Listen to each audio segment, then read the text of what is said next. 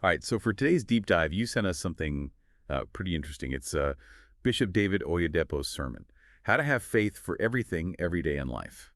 And we know you're curious about how faith operates in different cultures, and Oyedepo, as a prominent Nigerian preacher, offers a unique perspective. So you're ready to unpack some of his key ideas on faith and maybe see how they apply to your life. Absolutely. Let's dive right in. Oyedepo, he sets a really bold tone right from the start, doesn't he? He's not talking about faith as just some vague sense of hope, but as like the most potent force in the universe. And he even says that this force supersedes natural laws. Yeah, that's a powerful statement. He actually says everything in creation bows to faith except the Creator. It's almost like he's saying that faith is like a law of nature in itself. And then he gives us some really striking examples to illustrate this point, doesn't he? Oh, absolutely. He talks about faith calming storms, speaking to inanimate objects, and even raising the dead. Now, these might sound like miracles to some, but for Oyedepo, they're simply the natural consequences of aligning yourself with this potent force of faith. He's drawing a sharp line between just belief and what he calls true faith. Okay, so what's the distinction there?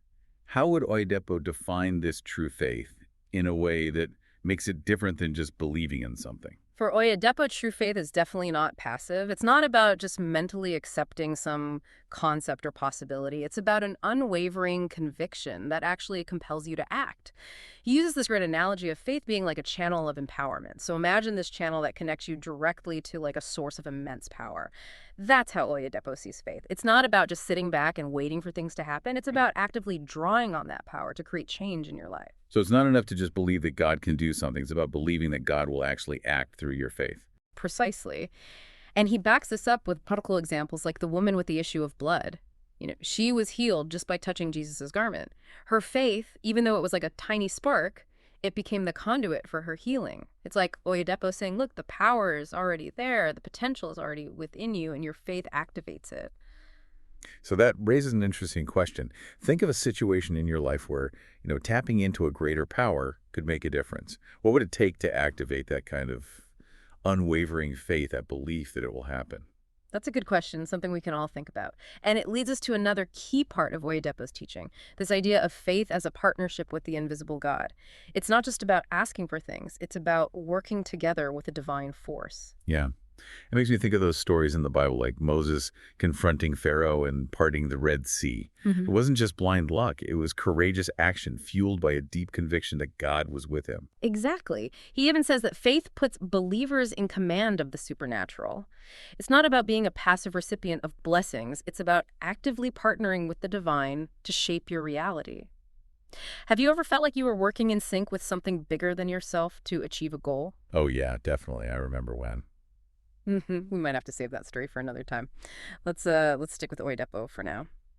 He also talks about faith being a shield, one that can quench all the fiery darts of the devil, as he puts it. Ah, yes. And he connects that directly to Ephesians 6.16, Mm. where it talks about using faith as a shield, quenching fiery darts. Now, that's some vivid imagery.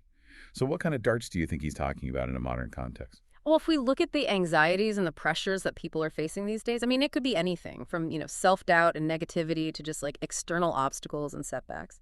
These darts are anything that try to chip away at your faith, make you question your beliefs, and ultimately prevent you from stepping into your full potential. So for Oyedepo, faith isn't just about believing in something bigger than yourself. It's also about having the resilience to stay the course, even when things get tough, to not let those darts extinguish your inner fire, so to speak. Precisely. And he takes this idea even a step further with the concept of a dominion mentality. He doesn't just want people to survive their challenges, he wants them to thrive. So he's saying it's about more than just, bouncing back from hard times, but like an active pursuit of success and fulfillment. That's it. He's calling on believers to tap into that power that's already there inside themselves and take charge of their lives. You know what I mean? Yeah. It's like embracing that biblical idea of subduing the earth, but not in like a literal sense of domination, more in terms of like mastering your own circumstances and fulfilling your potential. So he's taking those biblical ideas and applying them to a modern context of like personal growth and achievement. It's almost like a spiritual spin on self-actualization. Yeah, that's an interesting way to put it, but I think you've got the essence of what Oyedepo is trying to say. He's drawing on those powerful biblical images of inheriting the earth and reigning with Christ, but he's translating them into practical terms that resonate with people today.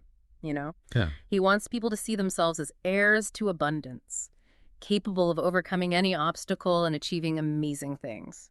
And that leads right into his emphasis on the power of the spoken word. Mm. This idea that faith isn't just something you feel, it's something you have to actually declare out loud. Absolutely.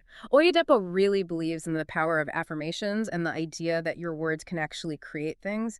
He goes so far as to say, if you can't say it boldly, God will not confirm it openly. He's basically saying that you need to speak your desires into existence to align your words with your faith in order to get what you want. And it's really interesting how he connects this back to the creation story in Genesis, where God speaks the world into being. He even shares some stories about how he spoke his own health and wealth into existence. That's a bold claim. Do you think there's anything to this idea that our words can actually shape our reality? Well, it's a question that people have been asking for centuries, philosophers and spiritual leaders alike. And while there's no scientific proof that just saying something out loud can make it happen, there's definitely something to be said for the power of positive affirmations and the role they play in shaping our beliefs and influencing our actions. It makes me think about the placebo effect, how just believing that something will work can actually have a real impact on our physical health. Maybe it's not about magic words, but more about the power of belief and expectation to change our reality. That's a great point, and it highlights something important about Oyedepo's message. It's not just about blind faith. It's about aligning your thoughts, your words, and your actions with what you want to achieve. He's not saying to just passively wish for things. He's talking about actively taking part in creating your own destiny. He also emphasizes that faith is a journey, not a destination, that it's about continuous growth and refinement. Yeah, that's really crucial, especially when we're talking about such a bold and daring message as Oyedepo's. He's not saying you need to have perfect faith right from the start, or that you'll never face any setbacks or challenges.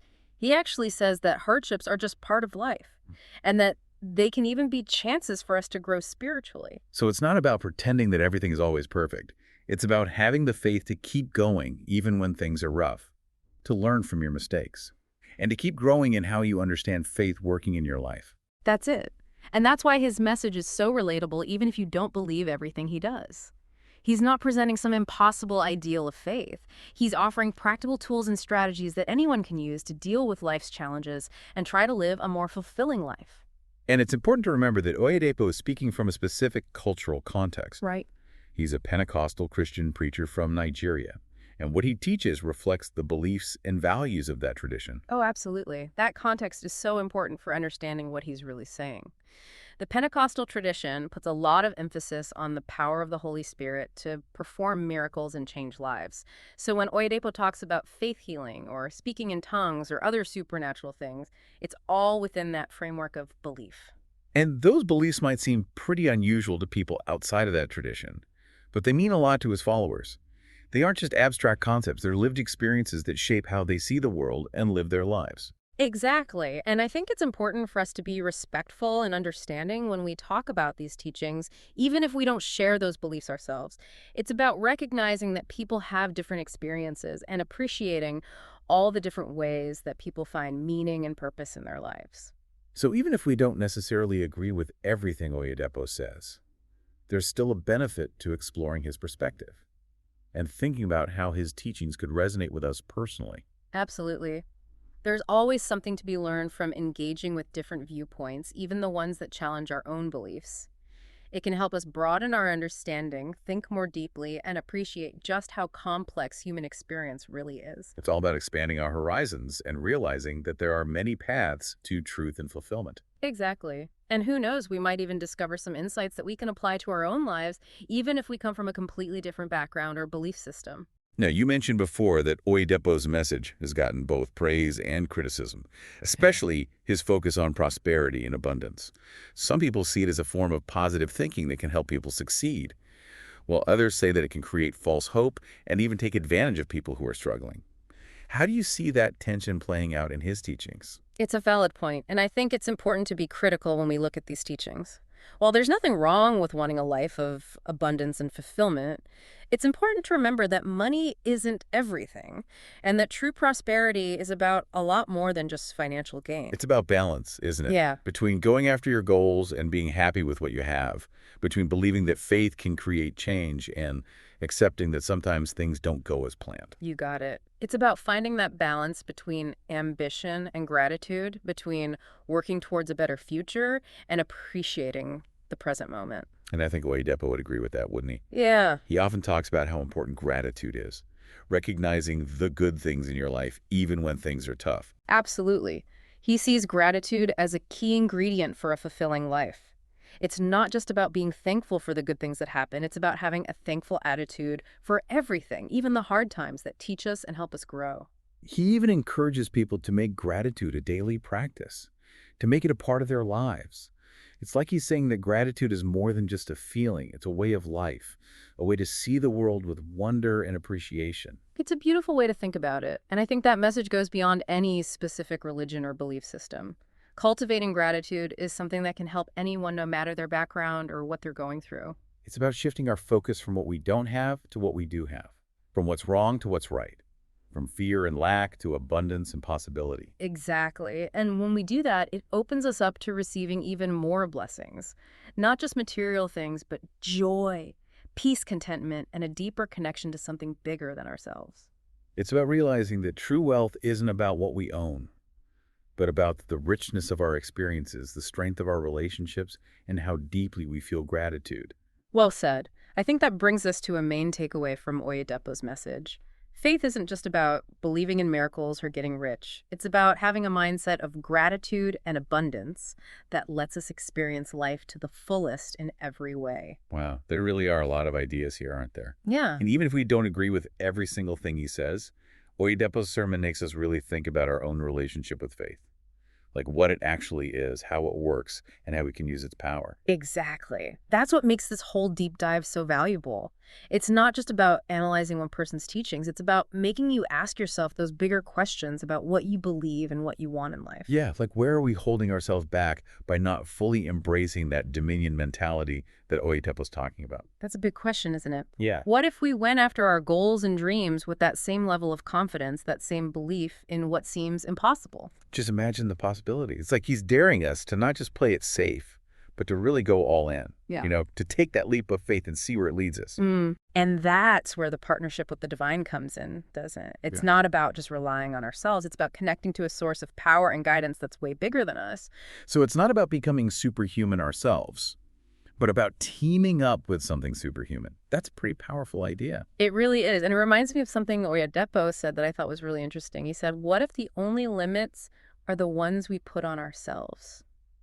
It's like he's saying that the real battle is often inside us. It's not with things outside of us, but with our own doubts and fears. Like those fiery darts he talked about. Mm. So maybe faith, in a way, is about overcoming those inner obstacles.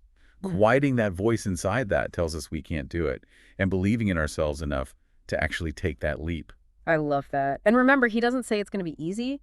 There will be challenges, setbacks, times when we doubt ourselves, but that's where the strength of faith comes in. It's about being brave enough to get back up and dust ourselves off and keep going. It makes you think, where could we be more daring in our own lives? What dreams have we given up on because we didn't think we could achieve them? Exactly. What if we started saying those dreams out loud, believing in them, and taking real steps to make them happen? What if we had the courage to team up with something bigger than ourselves to achieve something truly amazing? And that's something to really think about. This deep dive has given us a lot to process, don't you think? It really has. I hope it's given you some new things to consider too. So to wrap things up, Bishop Oyedepo's message is a call to action. It's an invitation to tap into our own potential and team up with a higher power to create the lives we want. And even if you don't agree with all of his beliefs, there's a lot we can learn from his bold vision and his unwavering faith in what people can achieve. Absolutely. Well, thanks for joining us for this deep dive into the world of Bishop David Oyedepo. We hope you enjoyed it. And remember, keep exploring, keep asking questions, and keep diving deep.